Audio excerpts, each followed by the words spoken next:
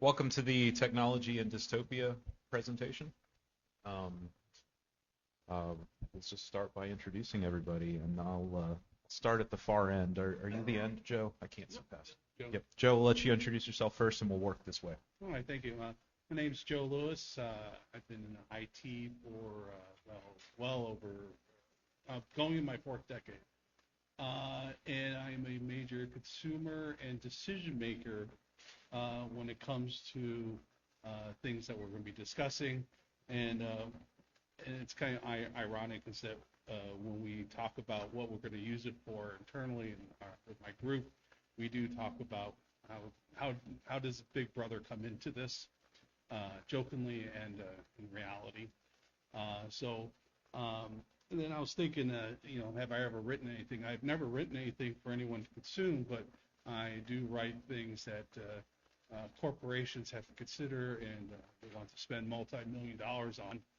And at some point, you are the benefactor of the decisions we make, because I do know that some of the stuff I've done is you own a Honda and you pay a little bit less for it because of some of the stuff I've done. So that's what I bring to the table on the technology side, and so I'm looking forward to this conversation.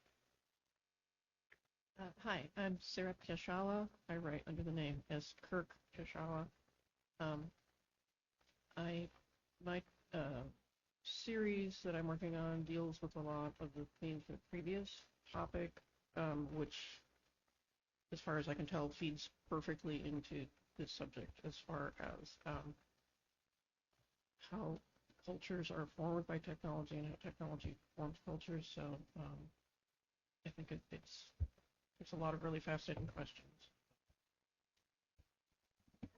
My name is Schantz. I'm the author of The Hidden Truth, alternate history, techno-thriller, conspiracy thriller series, and that deals in technology and dystopia. I was also a co-founder of a company called QTrack that worked in the area of indoor location and location tracking. So I had a fair bit of exposure to including developing some technologies that could be used for some dystopic purposes. Hi, I'm Carl Gallagher. In day job, I am a defense contractor. Insert your own conspiracy theory here. In my fiction, I've done a couple of dystopias, one in Torchship, where the government outlaws unsupervised computers lest they suddenly develop into AIs when nobody's watching. And my current series is the Fall of the Censorate, where this empire maintains control by simply erasing history. I'm Russell Newquist. I wrote and published published the novel War Demons, an action horror novel. Ran a publishing company for about 7 years. Worked as software engineer in the defense industry for about 20 years, and had a conversation with my boss about a year and a half before I quit, where I basically had to look him in the eye and say, "No, David, I will not help you build Skynet." That did contribute to leaving, and now I still work as a software engineer. So those of you who know me are probably looking at the projector thinking, "Oh my God, he prepared for this."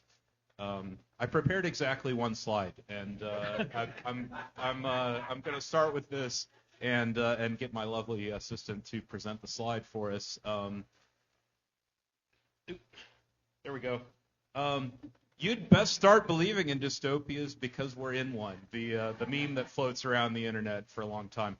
So I'm going to start the panel a little bit lightheartedly. I know we have a bunch of questions about on here with the topic of are we being too negative about dystopias and are they preventable and all of this? But I'm going to actually start by asking the panel, and I'll start at Joe's end again. Which dystopia are we in?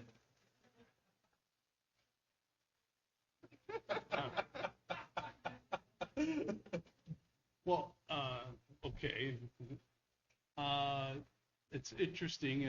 I guess it's a point of view, but I was thinking about one of the things that was in it when I was thinking about this driving up here was technology in a dystopia. One of the things in the blurb was, did you need technology for a dystopia? And my opinion is no, because we've had dystopias in the past. But the thing about technology, it's a labor-saving device. It just makes things easier. So you just need less people to do your dystopia because it is a labor-saving device. And so do you have a conspiracy theory? Do you have a small cabal of people who are controlling things? Like in the tech industry, what you see, do you have a someone controlling the input that comes out like news? So we got now tech, news. Do they censor? Do they gaslight? Do they, it was one way, now it's another. You take your pick. But it might be an all the above checkbox. But maybe we'll get into it later about how do you counteract it. But I think we do we do have some issues out there, and tech is part of it, but it's just a tool. It's the person driving it, or the people driving it, and whatever their agenda is it may be the problem. Yeah, so what kind of dystopia? In 2020 was, we all know, it's a really great year. I live just outside Portland, Oregon, and drive in is, unfortunately, I do have to make trips in there. And that year, it was kind of The Walking Dead, kind of Mad Max, kind of Event for Vendetta, and you name it, it was in Portland. And then we had forest fires happening at the same time, which were definitely related. And none of these things were specifically related to technology, except that how it was being used to facilitate, and things were happening much faster, information and misinformation flowing around, and then seeing how the authorities were behaving and using technology. And so you could see they were using COVID to scare everybody and say, you're all going to die. We had signs all around the city saying, how many people have you killed today? Everywhere you drove, you saw that. And so you had this really strong sense of the authorities using every means at their disposal to shape how people were thinking and behaving. But then at the same time, they would allow protests of 20,000 people to celebrate George Floyd or try to burn down our federal building, whatever. That was okay. Those people could go and do that. But you couldn't leave your house because you'd be killing grandmas. So you could see how they were using mass communications to do that and spy on people and so forth. But in the real world, you could see it wasn't lining up. What you were experiencing wasn't lining up. It's like, what do you mean there weren't any riots? What do you mean they aren't trying to burn down the city? We see that. And then what do you mean everybody's dropping dead from COVID? They're not. So for all of their trying to bring about their version of reality, it wasn't working. And it ended up, I think, really waking a lot of people up to how it's being used, which is a great thing because they're tools, mass communication and so forth, very important tools, but it's how you're using it and being aware of how you're being used as you're using it is, that's actually a really great gift that I think that it's come out of the last few years. So when we ask which dystopia are we in, I think it's helpful to look at what Bruce Charlton called the spectrum of evil. And I read about this a little more on the Tree of Woe Substack that Alexander Macris publishes. He had an article, The Strategy of Evil, on his Substack earlier this year that was very enlightening. The initial form of evil he or Charlton dubbed Luciferian evil, the idea of unrestrained pleasure, of hedonism, of do what thou wilt, eroding the moral standards and making people pliant and more easily controlled. Of course, the classic Luciferian dystopia is Brave New World, where everyone is kept entertained and drugged. It's ruthless social control, but with a velvet glove, controlling you through pleasure and hedonism. The next level he dubbed Ahrimanic, and that's where instead of pursuing pleasure, you're pursuing power and control, where you have a petty bureaucracy that inflicts suffering and regulations and locks down society and manipulates people. Of course, the classic example of that is 1984. And that inevitably leads to seraphic evil, just complete, utter, nihilistic destruction. And we're really kind of on the spectrum there, somewhere between Brave New World and 1984. So that's what dystopia I think we're living in. Well, perhaps I'm a bad guy for this panel. I have plenty of complaints about these things, as anyone who follows my Twitter or my live journal would know. I see plenty of problems out there, but I've read a hell of a lot of history. And compared to 2,000 years ago, 1,000 years ago, 250 years ago, I would much rather be now.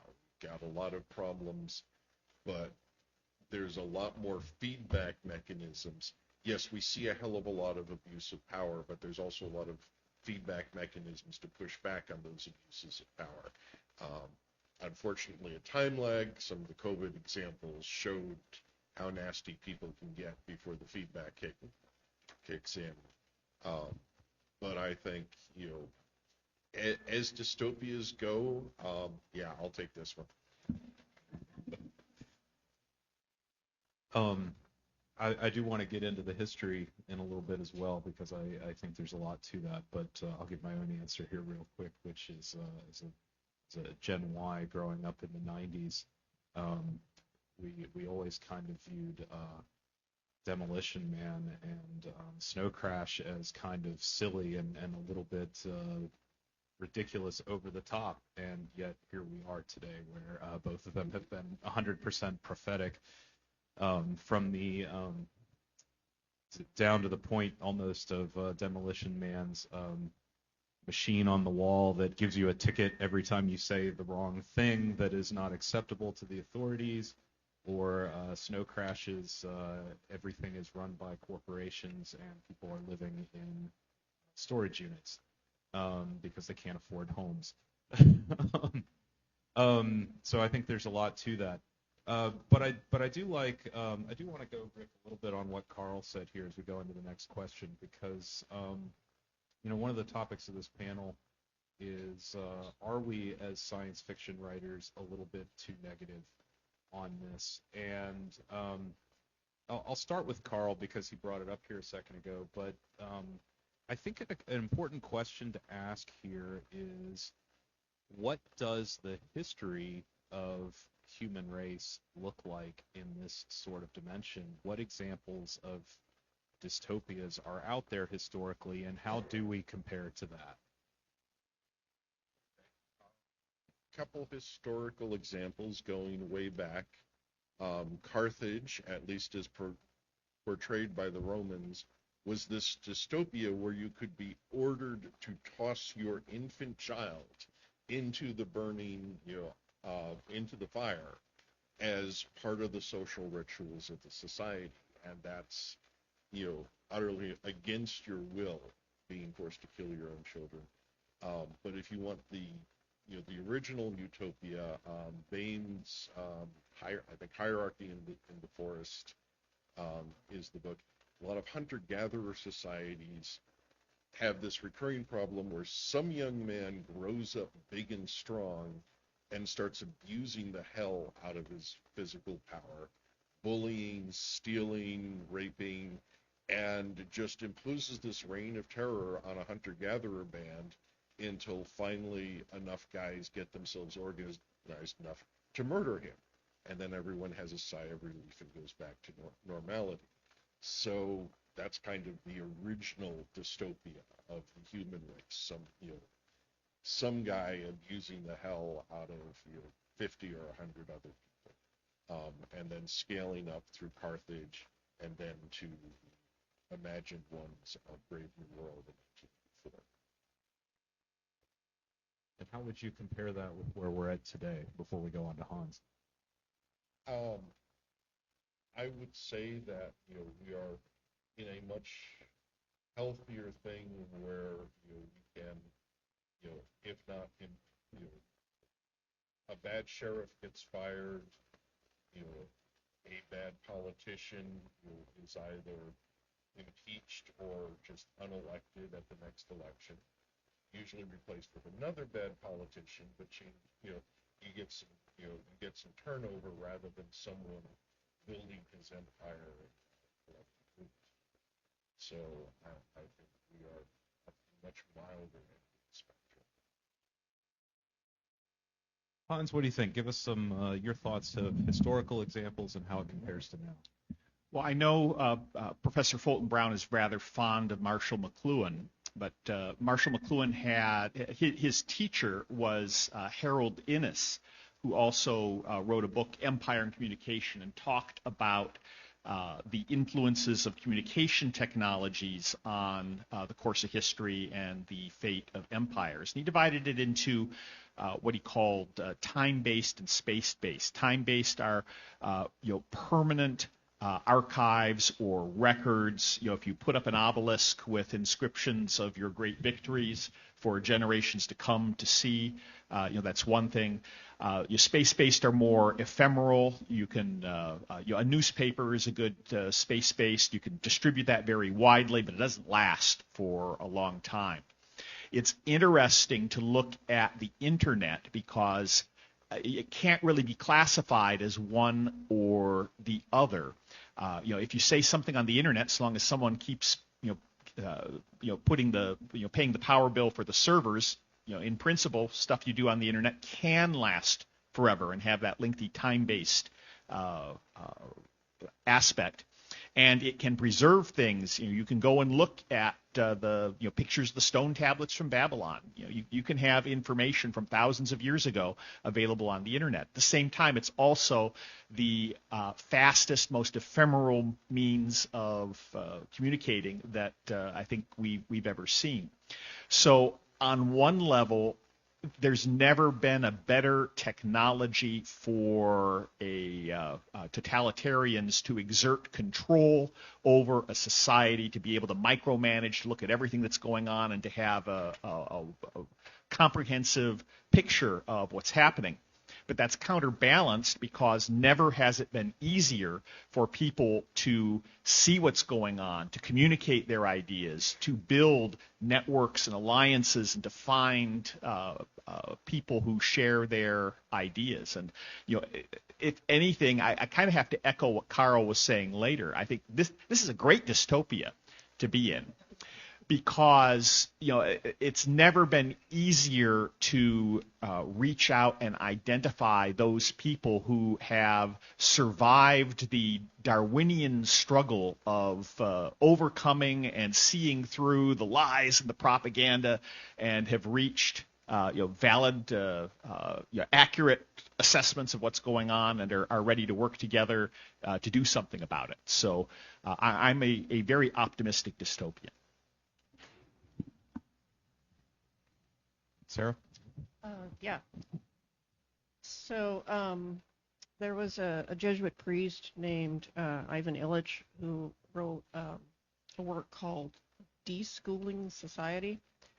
And in that, I think it was published in 1971, he describes his ideal circumstances for people to kind of get out from under the corporate mindset that was hindering imagination and connectedness and creativity and so forth. And he describes like this vast network or like a community bulletin board where people can reach out and share ideas and connect with each other, and basically it was the internet. And he made it sound like this just glorious utopia that was going to free people from the tyranny of the current networks and newspapers and so forth. And I think he was right in one way, because this is what we're doing. We're connecting and exchanging ideas. But obviously, we all know how that can be abused by people who are trying to promote their ideas that we disagree with. And the opportunity that we have to take these tools is really exciting, I think. And in my series Beyond Cascadia, I actually have a subplot where the main character has inherited his grandfather's library of physical copies of books that had been censored, banned, rounded up, whatever. And he ends up, to prevent them from falling into nefarious hands, he digitizes them and hides them on an online video game platform, and then the files are then retrieved and printed by an entrepreneur who has his own private printing press, and they're used kind of as currency. But this is all a subplot. And so in the previous discussion, it was like, oh, well, it's all happening. But it wouldn't happen without technology. So it does come down to, how are we going to use these tools to help tell the truth, to evangelize? And for ourselves also, we have to have the self-discipline to not become, totally screen addicted and doom scrolling and so forth, and really use these tools as they're meant, because we're put in these times for a reason. We weren't born here by accident. So it's incumbent on us to be self-disciplined and not contribute to the I don't know, the darkness of getting sucked into fights or whatever. I don't know. Discussions, yes. Presenting your ideas, yes. But wasting time, I don't think that's a good use of the gifts that we've been given. All right. So I'm glad you saved me for last, because I'm just going to go off the top of my head here, because I'm not really an historian, but I do know through history, because the nature of man, that really they define it down, might makes right. And the way you control masses was pretty much through the end of a bayonet. But that as societies get larger and larger, it becomes very inefficient to do so.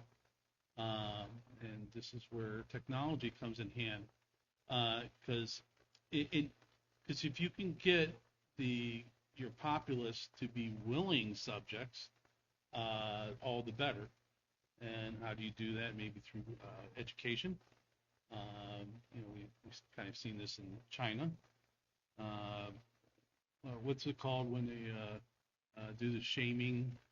Struggle sessions. Struggle sessions, right? Yes. So where you basically change their minds.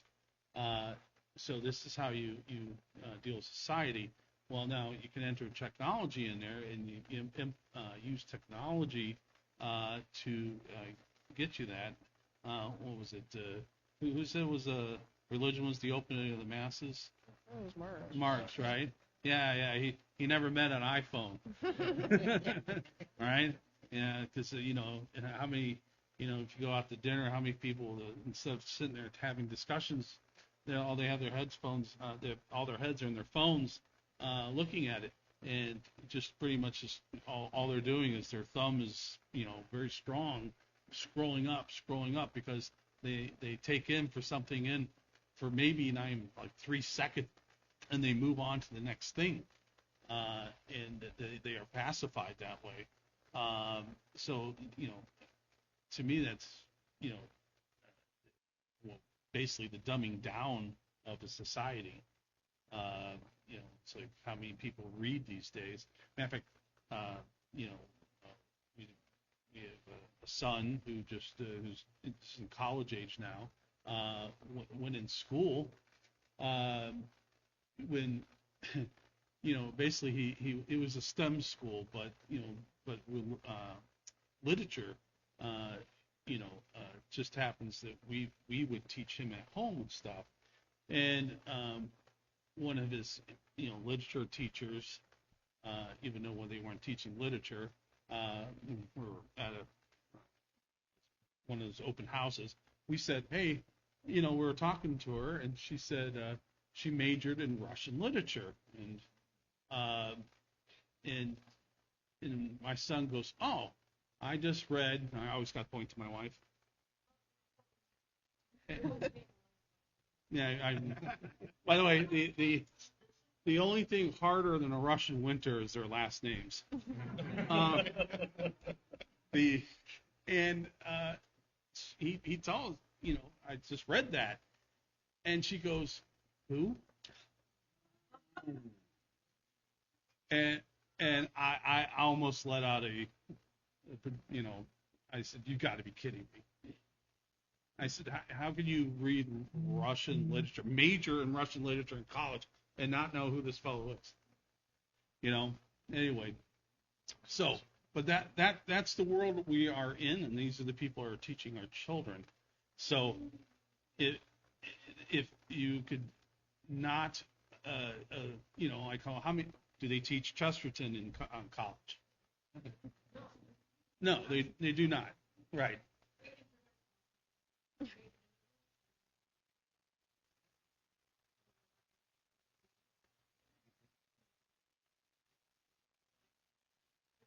So by a selection omission, you can then teach the youth and point them in a direction that you want to go in, that you think is best for engineering a society.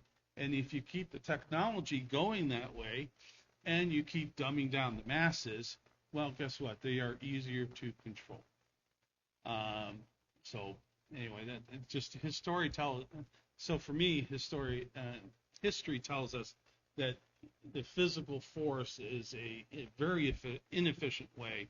But if I could do it through technology, if I could do it through organized groups in a smaller unit, I could control a larger mass of people. That's just my 2 cents. Thanks, Joe. I'll add just a little bit to that, and then kind of want to follow up with some questions based on some of the things these guys have talked about. It doesn't take much looking at history to come to the either the classic statement of history doesn't always repeat, but it rhymes, or the more sci-fi friendly, all of this has happened before and all of this will happen again. A couple of examples of our current world, I was joking about the corporate dystopia earlier, and this is not the first global corporate dystopia that the world's lived under. It's easy to think it is. It's especially when you're surrounded by media all the time telling you about the rise of these new global corporations, and it's never happened before. But if you've ever heard of a little thing called the British East India Company, then you know that this is not new. That how many people in the room know that the British Empire did not conquer India? The East India Company, a private company, conquered India and then saddled the British Empire with it afterward. We're going to go take this for money, and then once we're losing money, we're going to dump it on the government and let them have it. This has happened before. The bureaucracy that we live under now, the mental games that we live under now, this is straight out of 20th century communist playbooks, right? Everybody in this room, pretty much everybody knows that already. So the bad news is that this is human nature, and it's all happened before, and it's all going to happen again, and we're not going to get out of it just because we managed to get out of it this time. But the good news is this has all happened before, and humanity survived it and found their way out of it in the past, and I think we are likely to do so again. Going into the next question, tying in what I just said, I also want to tie into something Hans said and something Joe said here right at the end. Joe's talking about Solzhenitsyn and the fact that people have already forgotten him, and Hans's comment about the internet having the potential to be permanent. But one of the things that has happened with the internet, particularly with the rise of social media, is that the attention span of people has gotten much smaller, and the memory has gotten much smaller. I'm going to ask the panel. I'll start at Carl this time. Actually, sorry, we went through that last time. We'll start at Joe this time and work this direction. What are the most shocking things you've seen that people are being told and believed that they should know better because they've forgotten because this happened in very recent memory, and now people have just totally forgotten that it happened? Give us some stuff you've seen there, Joe. Trump was shot. Great answer. Less than 2 months ago, right? And and a lot of people, it's already moved on. Good answer. Or disputed, right? Yeah, there is an amazing amount of conspiracy theory out there about it. There's also the flip side of that, the disputing that. There is, within 24 hours, the weaponized autists on the internet had really done a pretty thorough rundown of what happened at the event that I had seen. So there's two sides of that coin. Sarah, what have you seen? Yeah, but first I'd just like to mention that your discussion of mentioning that the memories are shortened, it reminds me of what biologists have noticed, that when you feed little songbirds, chickadees, or whatever, seeds during the winter, their capacity for finding their own food diminishes. Their brains actually shrink. So if you're constantly feeding people the stream of stuff so they don't have to go and look for it themselves, they don't value it. They just kind of sit there and it's fed to them. And what's being fed to them is what the algorithms want them to see. And I think that's one reason why the assassination attempt disappeared so quickly. That was intentional. It's like, get this off of people's feeds. So that was the same example I was going to use, actually. It's like, well, why aren't more people talking about this great big thing that happened? I guess maybe 9/11 would be another example. It's like, for some of us, that's still pretty traumatic, but for the younger generation, they're like, what? I don't have any good specific concrete examples, so I'll talk in generalities. I mean, you can read Plato and hear Socrates bemoan the fact that, since we invented writing, all these youngsters aren't remembering their Homer, and they're just looking it up, so they're not getting the benefit of having all this great literature to call up from memory, because it's all there available on the paper anytime they want to go, or on the parchment, or anytime they want to go see it. So, I mean, we're seeing that kind of thing happen again, where, why bother learning and memorizing stuff? I'll open my phone and I'll look it up on Wikipedia, that reliable and trustworthy source of the world's information anytime I want to know. So, to echo Russell's comment, history definitely rhymes.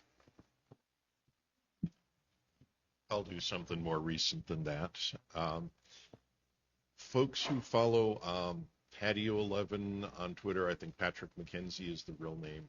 He did the Vaccinate California project, and a few years ago.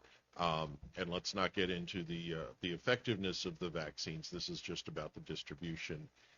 The government screwed up the distribution so badly that a bunch of guys working a phone bank did a better job of helping people find how they could get their shot if they wanted a shot. And they kept bumping into government restrictions that, whether you could get the vaccine depended on your job, your age, your various other things. And there were places where they specifically had race-based designations for whether or not you could qualify to get your shot. And they were serious about these priority lists because there were medical personnel. A guy living in Texas, I knew about a doctor in Houston who was prosecuted for injecting people with vaccines that would have gone bad and been thrown away if he had not given them to those people. And it was very much deliberately the policy of the government that they would rather have medicines thrown away than given to the wrong people on the priority list. And then that's kind of been disappeared, and some of it was just incredibly counterproductive because California was, oh, we want the less advantaged, which is to say the Black and Hispanic neighborhoods, to get their vaccinations and not be deprived of, their proper shots. We don't want the white people going into Compton and taking Compton's vaccinations. And so they put in a whole bunch of you must prove your residency documentation requirements, which, white people in Redondo Beach can provide a hell of a lot of paperwork to prove I'm a Redondo Beach resident. The median Compton resident can probably do okay. The 25th percentile Compton resident probably is on his third, couch or apartment that year and does not have good documentation.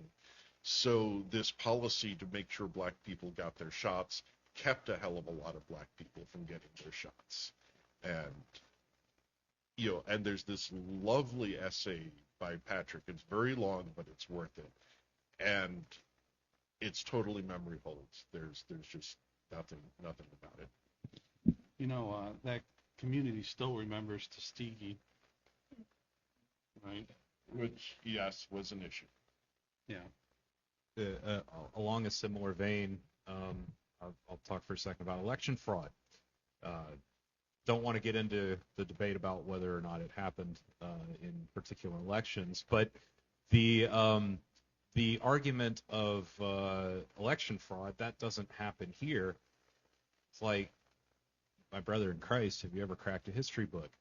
I hate to tell this to a bunch of patriotic Americans, but the history of American elections is rife with election fraud for centuries. It's happened since the beginning of our country.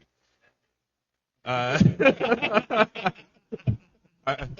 mean, Chicago has several famous examples. I'm from the South. We have history of Jim Crow laws and poll taxes and poll tests and all sorts of things.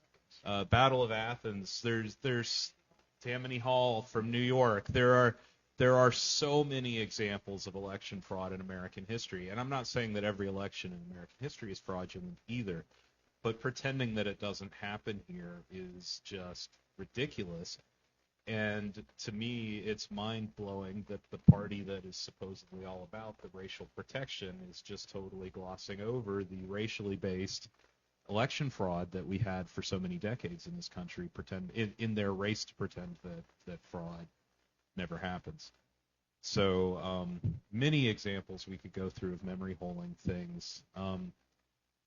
Looking at the time we have left, we don't have a ton. I do have two questions I'd like to get to at the end. So I'm going to ask the black pill question first, and then we'll come to the white. We'll end on the white pill question. We'll start with which way did we go last time? We'll start with Carl this time again. What is the most dystopian thing about the dystopia we are currently living in now? What do you see as the worst trait that we are fighting against?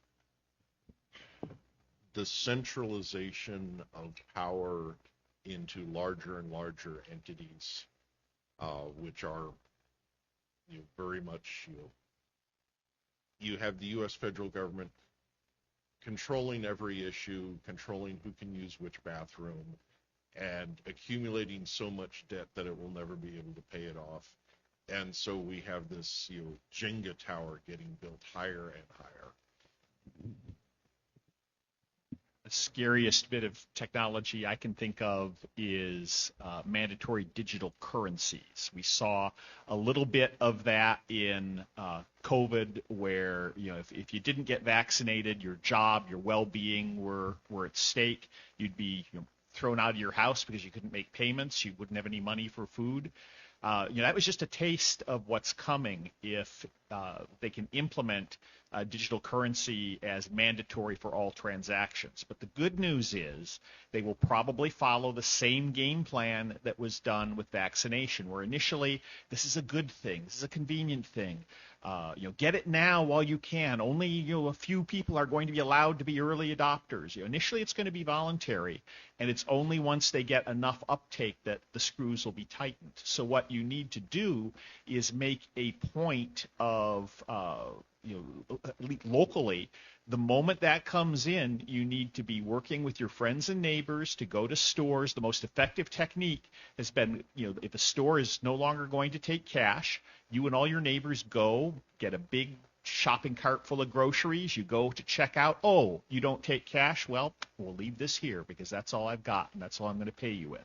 And it's enormously effective at getting stores to go back and accept cash. So that's the scary technology, but there is a very effective grassroots approach to fight it.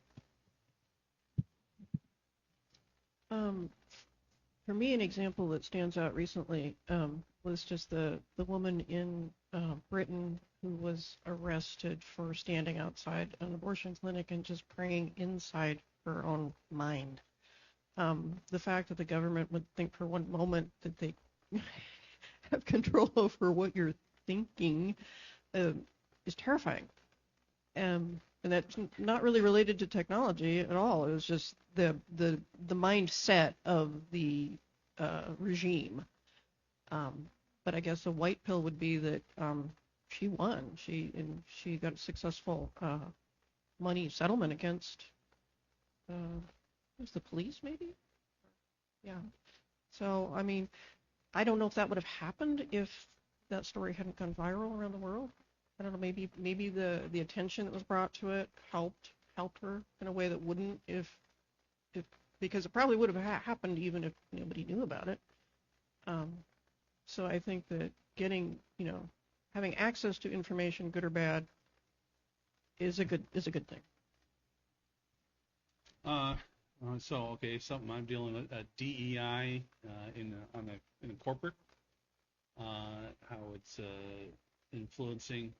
I without saying names, I'm in a company where I'm a gaijin, and they have bought into the DEI, which is let the irony seep in, and then how they, it's some of the leaders are taking the words at their literal meaning and not understanding what danger it brings in.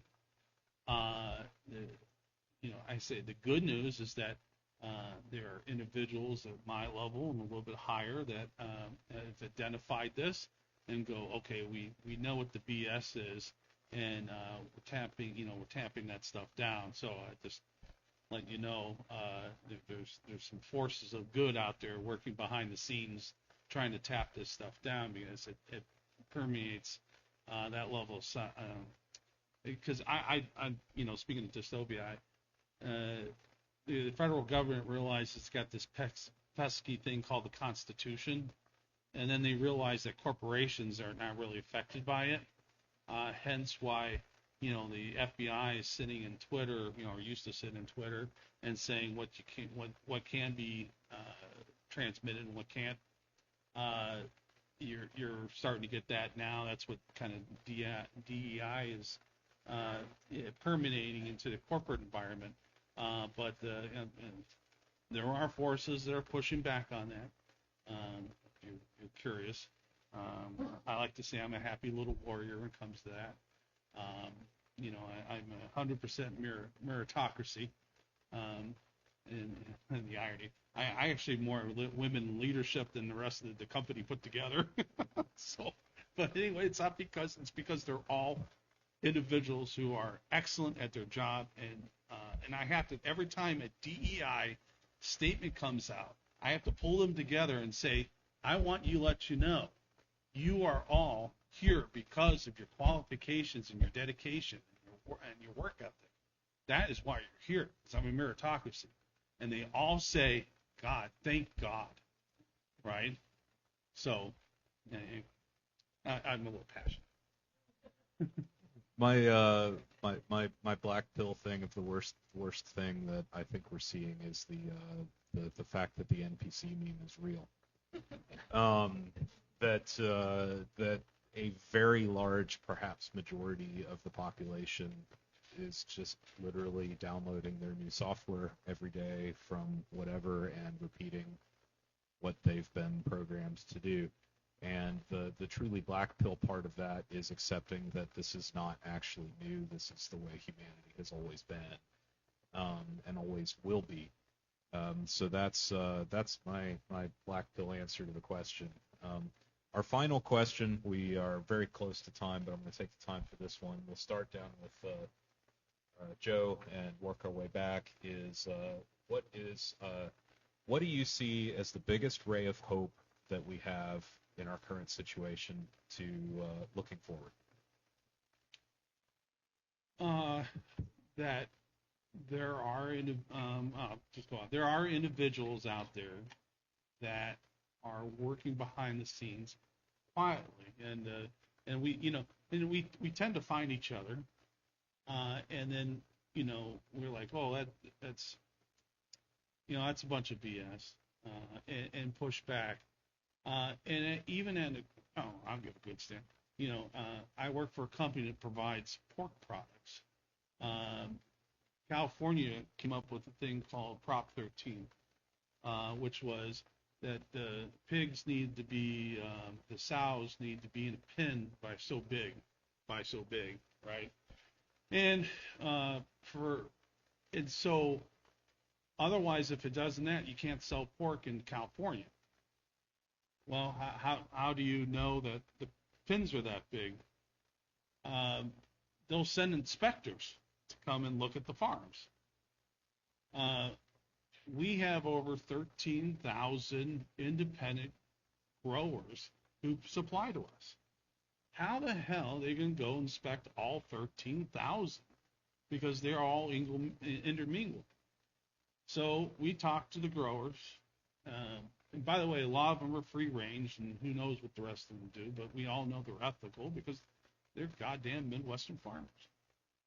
And because who cares about this country, the land more than the farmer?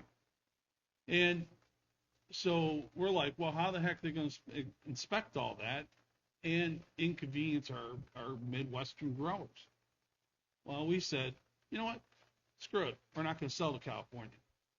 So we don't sell pork products to California. Yeah. So. Yeah.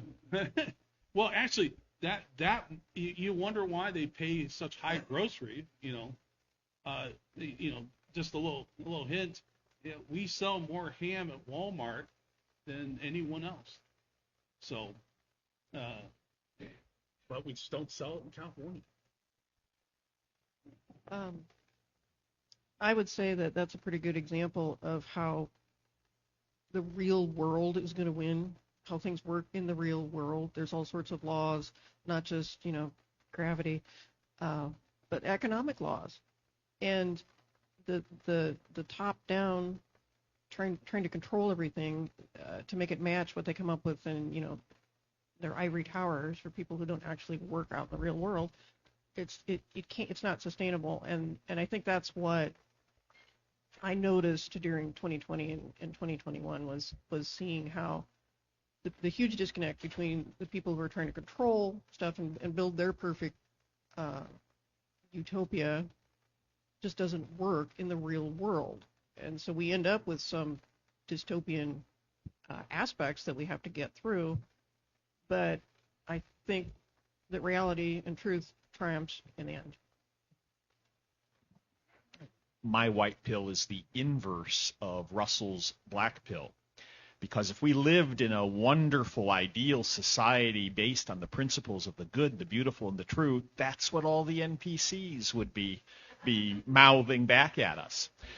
By virtue of the fact that we don't, when we identify people who do adopt and understand those principles, we know we are dealing with people of wisdom and discernment, people worth interacting with and collaborating with. And with all of the online tools that we have available, and with opportunities like BasedCon and such to collaborate and cooperate, we're able to use that NPC distillation process to get to identify the best, most interesting people to be friends, colleagues, and comrades. And I'm very grateful for the opportunity, and I'm glad you're all here. So in the last panel, Rachel was making some points about how monks happen to be fat and rich. And that led to the dissolution of the monasteries, where pretty much people were looked at like, these guys are not worth it. We've had it with them. And they got rid of the monasteries, and the government picked up a hell of a lot of loot in the process.